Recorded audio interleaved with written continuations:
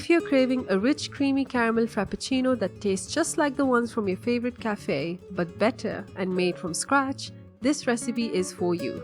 In a saucepan, combine 200 grams of sugar and 70 grams of water over medium heat. Once it's golden, immediately add in 70 grams of butter and 6 grams of salt. Stir until the butter melts. Pour in 110 grams of heavy cream and keep stirring. The mixture will bubble up.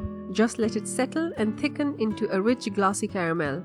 Watch it carefully until it turns a deep amber caramel color. When it's smooth, pour it into a bowl and set aside. This is your homemade caramel sauce.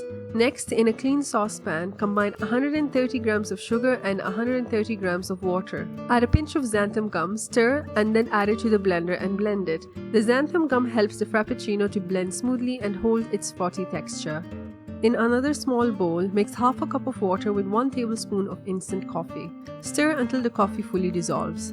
Now grab your blender and toss in about 1 full cup of ice cubes. Pour in all of the sugar mixture, then 2 tablespoons of the caramel sauce. Add half a cup of milk followed by the coffee concentrate. Blend on high until it's smooth, frothy and thick.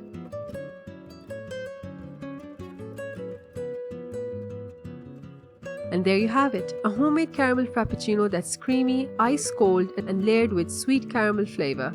It's cold, it's rich, and the kick of the coffee is a perfect balance that cools you down and wakes you up. If this looks like something you'd sip on repeat, give this video a like and share it with a fellow coffee lover. And of course, don't forget to subscribe for more recipes made from scratch.